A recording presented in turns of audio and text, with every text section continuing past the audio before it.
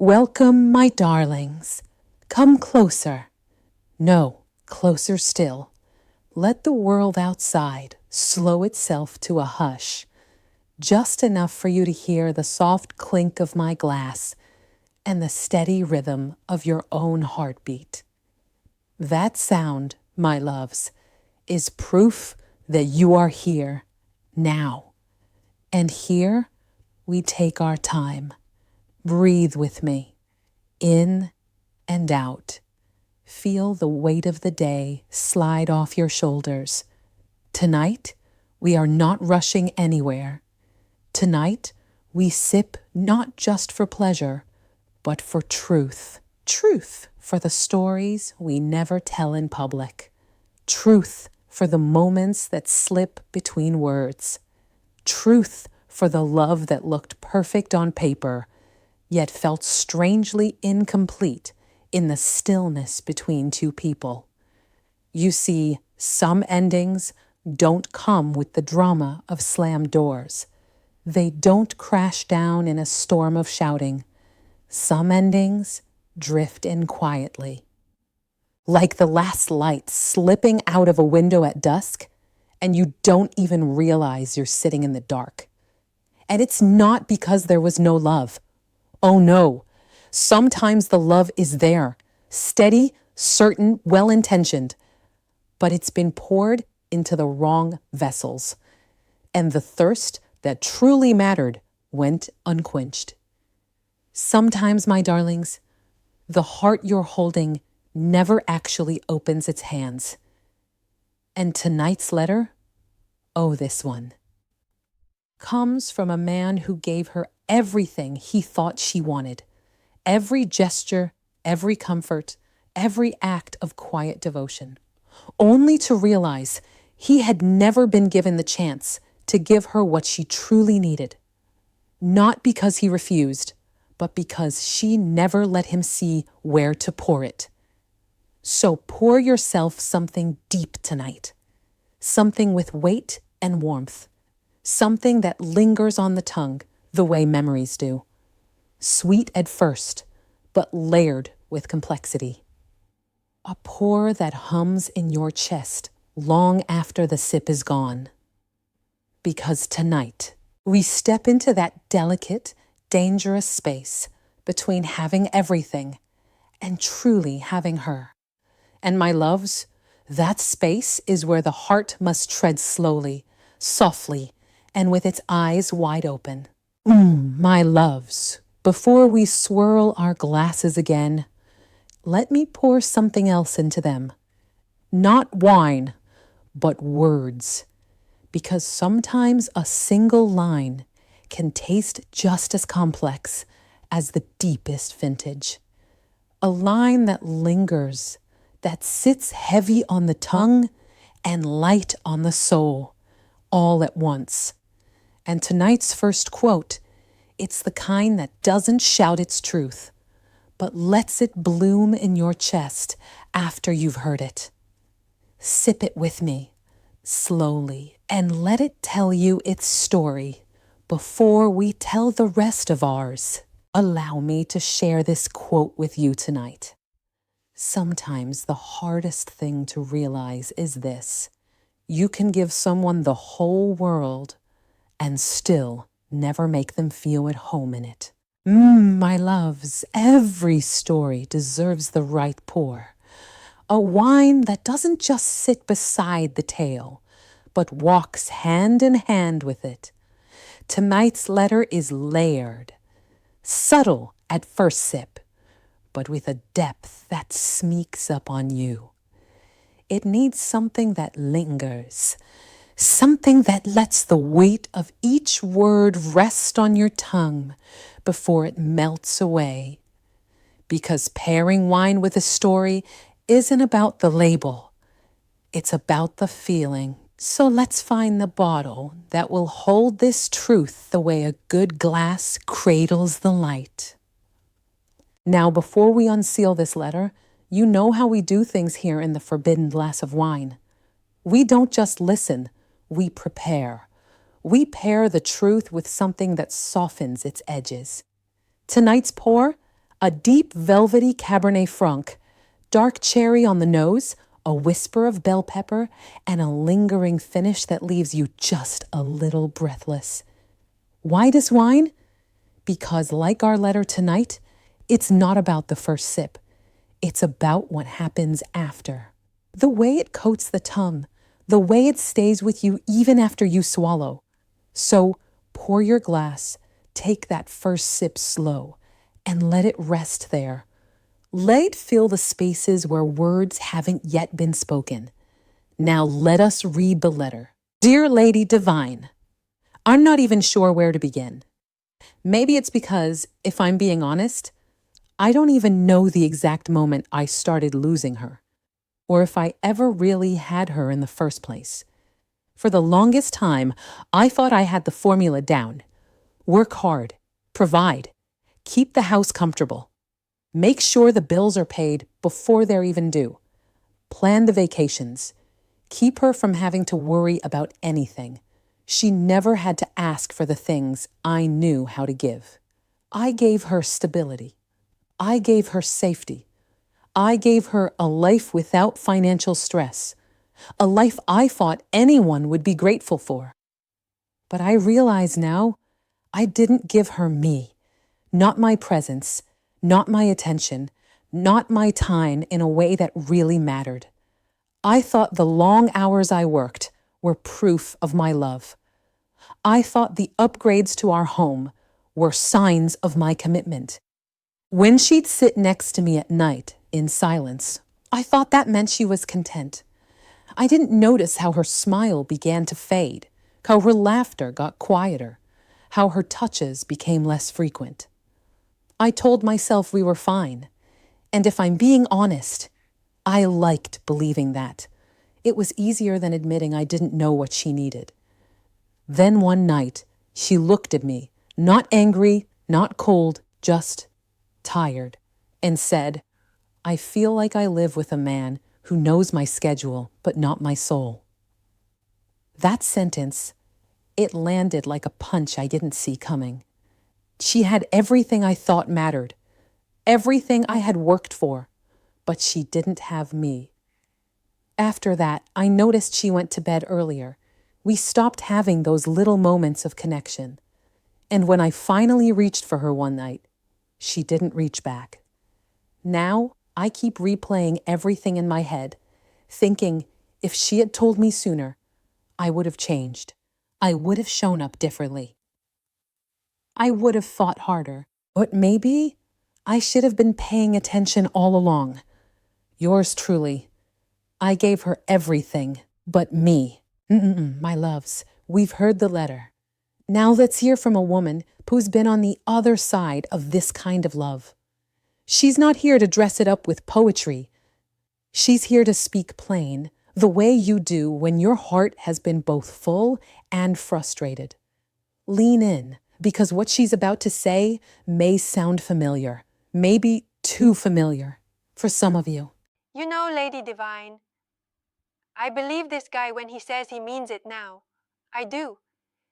But I can't help thinking about how many women are out there tonight, sitting in the same house with a man who's convinced he's doing everything right, and still feeling completely alone. Here's the truth. We don't fall in love with the bank account or the vacation photos.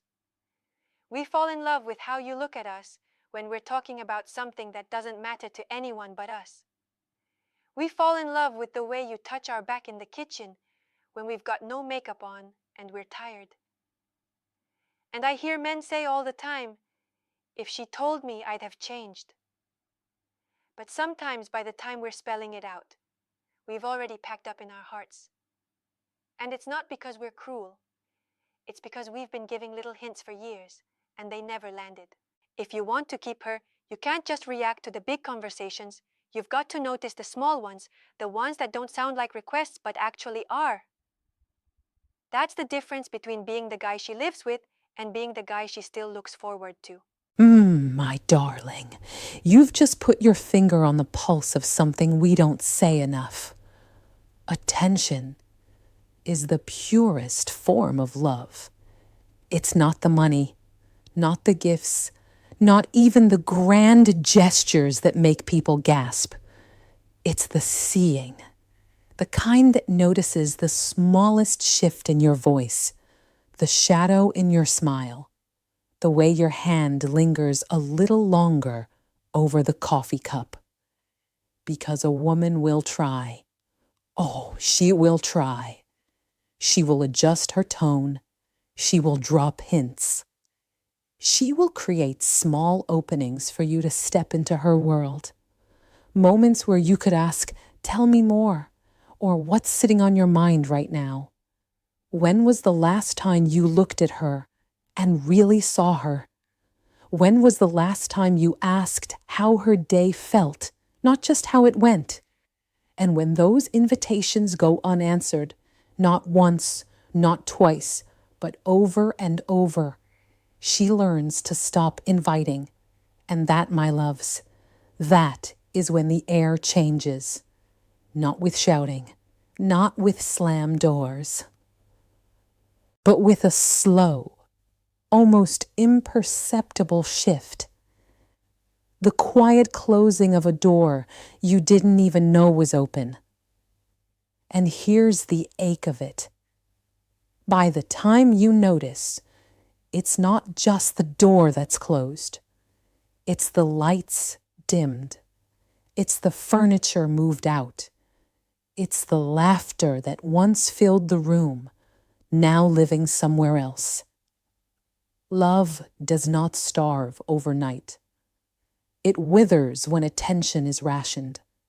And no matter how much you think you're providing, if you aren't present, what you've built together will be a house, but it will never be a home. Now, my loves, we've heard the ache through her voice, the softness of a heart still learning how to release. But sometimes, to sip the whole truth, we need to taste it from the other side of the glass. A man's voice, his reckoning, his mirror. Because desire doesn't just shape us in silence. It also leaves its fingerprints on those who dared to hold us. So lean in and let's hear him.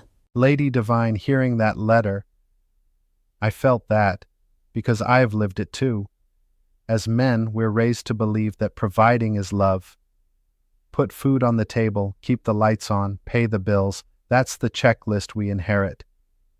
And for a long time, I thought that was enough.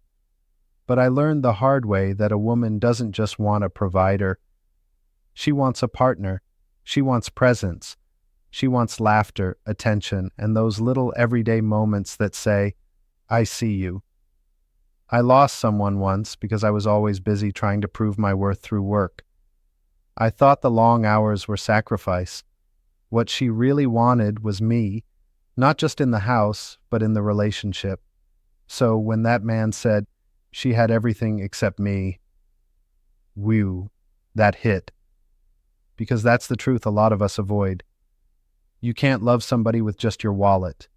If you're not showing up with your soul, eventually they stop reaching for you. And once that happens, sometimes you can't get it back. Thank you for that, love.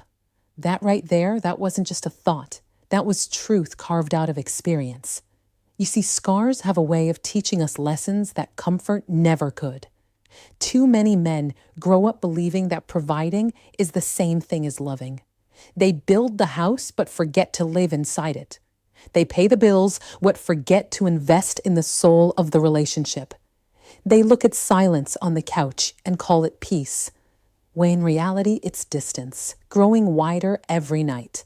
Darling, what you reminded us is this: love is not measured in receipts or upgrades. It's measured in presence, in how you hold her hand when she's quiet, in how you notice her smile fading before it disappears, in how you laugh with her, not just provide for her. Presence, my loves, is the language of intimacy. And absence? Absence is the slow drip that empties even the fullest glass. So here's the truth. You can't love someone with just your wallet. You can't keep them with just your effort to provide, because eventually the heart will start craving what the paycheck can't buy: your time, your attention, your soul. And when that craving goes unanswered long enough, they stop reaching for you. And once a hand stops reaching, sometimes there's no way to bring it back. So tonight, let's take that reminder to heart. Presence matters more than performance. Presence is the proof of love. And when you show up with your soul, not just your schedule, that's when love begins to breathe again. Wine and Wisdom by Lady Divine. Tonight's pour, my loves, is more than wine. It's a mirror. Each sip, a reflection. Each swirl, a chance to linger in the truth we've uncovered. See, love is much like this deep red Merlot in my glass. It can be bold, intoxicating, a swirl of flavors that linger long after the first taste. But neglect it, leave it open and unattended, and what was once alive will turn stale before you realize it. Too often, we mistake possession for passion. We clutch tightly to the idea of someone while slowly forgetting to tend to the reality of them. Presence, my darlings, is the slow sip, not the hurried gulp. It's the willingness to taste the layers of a person, to discover their subtle notes even after years together.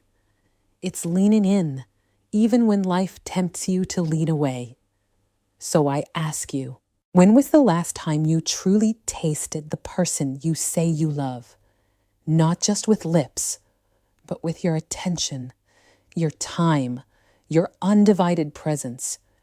Because just like wine, a relationship left uncorked will never reach its full body.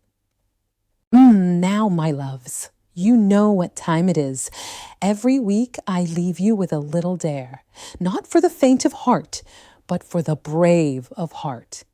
It's the kind that asks you to step closer to yourself and maybe closer to someone you love. This one, this one might press on a tender spot. So take a sip and let's see if you're willing to try it. Divine dare for tonight. Sit where you never stayed tonight's. Dare is simple, but not easy. Sit where you never stayed. If you always take your chair at the dinner table, sit in theirs. If you always reach for the remote, place it down and reach for their hand instead. If you rush through the dishes, let the water run warm and invite them to stand beside you while you rinse and talk about nothing in particular. When the house grows quiet, stay. Sit in the room you avoid. Sit with the feeling you outrun. Sit with the question you never finish asking. Tell them, I want to learn you again. Then ask, what would make you feel chosen tonight? And when you hear the answer, build a ritual around it. A Wednesday walk, a Friday phone-free hour, a Sunday morning coffee before the world wakes. Sit where you never stayed, and you may discover the home you've been missing was waiting on the other end of your presence. We have tasted a man's regret. We have heard a woman's ache and a man's reflection. We have dared ourselves to do the small, brave things. Now, my loves, let us gather every note of tonight's pour, swirl it gently, and let it settle into something we can carry long after the glass is empty. This is not about guilt. This is about growth. This is not about blame. This is about language, the language of showing up, the language of paying attention, the language of loving someone in a way they can actually feel. Because love without presence becomes a shadow. Because attention without action becomes a performance. So breathe with me, in and out, and listen. not just with your ears, but with that quiet place in you that knows the truth when it hears it. Let it land, let it stay, and when the time comes, let it speak for you. Some loves fail loudly. This one faded in a soft, relentless quiet. A quiet that looked like peace until it became distance.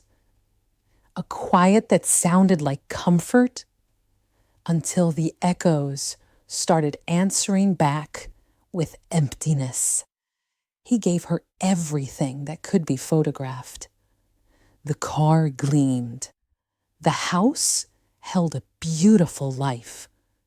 The calendar stayed full. The bank account did not tremble. But the space between two people requires something no camera can capture and no ledger can balance. It requires presence. Presence is the way you look at her when she walks into the room without needing a reason. Presence is noticing the shift in her shoulders before she even says she's tired. Presence is choosing to stay close, not because there's a fire to put out, but because the night is long and love is warmer together. There is a difference between protection and partnership.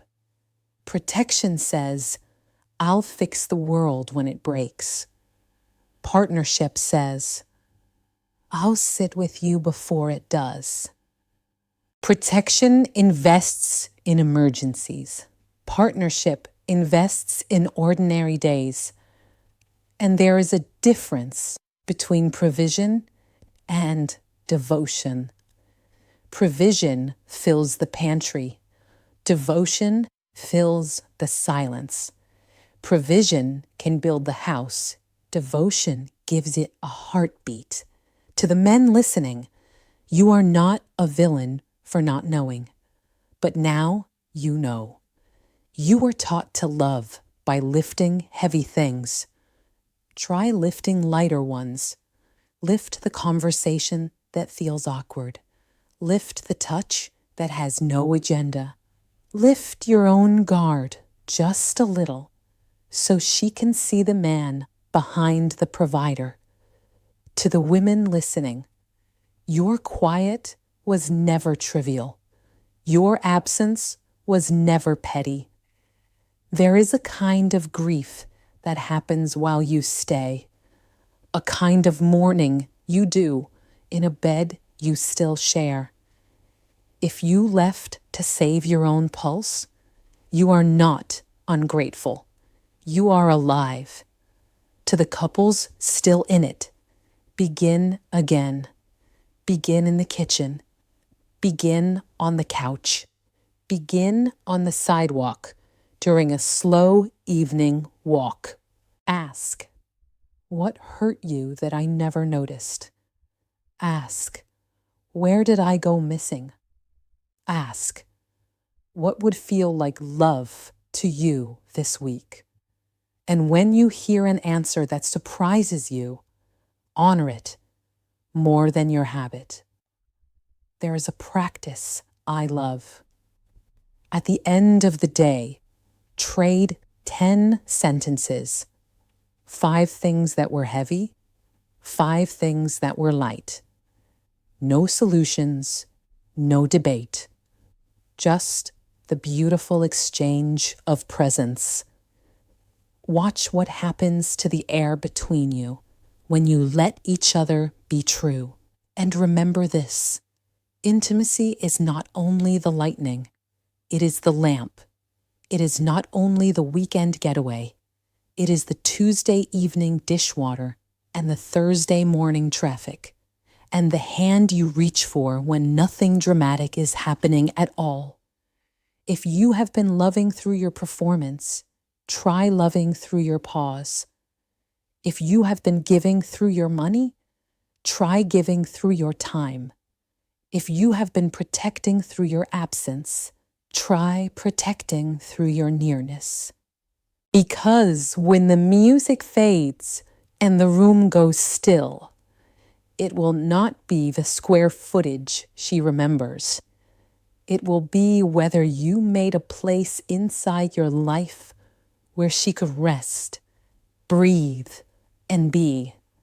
She had everything, but not you. And you, my darling, can change that for the next chapter of your story. Begin with presence. Let it be small. Let it be daily. Let it be the way you pour the wine and the way you stay for the conversation that follows. Tonight, we set down the performance. Tonight, we lift the heartbeat. Quote of the night intro. My loves, we've swirled our glasses through one truth tonight, but the second, this one lingers differently. It's not loud. It's not showy. It's the kind of truth you only notice when you've slowed down enough to taste the air between words. Because sometimes the deepest lesson isn't in the grand moment. It's in the quiet realization that you were present, or you weren't. And this next pour, this next thought, is for those who have learned the difference. My loves, before we close tonight's bottle, there is something I want you to tuck away in that tender place you keep for truth. A reminder. Not the kind that nags from a calendar or shouts from a to-do list, but the kind that sits softly in the chest, waiting for the day you need it most. Because sometimes we don't need new answers. We just need to be called back to what we already know, but forgot to live. So, here's your reminder, poured with care and meant to be sipped slowly. And now for your divine reminder for tonight. Do not wait for the letter to arrive. Do not wait for the silence to grow so loud it drowns you both. Do not wait for perfect timing or perfect words. Show up today exactly as you are, with the softness you have and the attention you can offer. You are not hard to love. You simply outgrew the rooms where you had to shrink to fit. Take up your space. Sip your peace. Ask for more than crumbs in a crystal glass. You deserve the feast of love, served daily, in portions of tenderness and choice and presence. My loves, if tonight's story touched something tender in you, don't let it just sit quietly in your heart. Let it guide your next small act of presence. Send that message you've been meaning to write. Ask that question you've been afraid to hear the answer to. Look someone you love in the eyes. Really look, and let them know you are here. If this conversation found you at just the right time, share this episode with the one you are choosing, or the one you are learning to release. Like, subscribe, and send me the story that's been living inside your chest for far too long. Because here, there is room for you, for your truth, for your ache, for your hope. May your glass be full, your boundaries kind, and your evenings unhurried. May you practice the art of staying, not out of fear of losing, but out of devotion to keeping. This is Lady Divine, and this has been The Forbidden Glass of Wine, Sips and Secrets. Until we meet again, keep your presence louder than your silence. And remember, love isn't just in the grand gestures. It's in the way you choose to remain, even when the room grows quiet. As always, I love you all.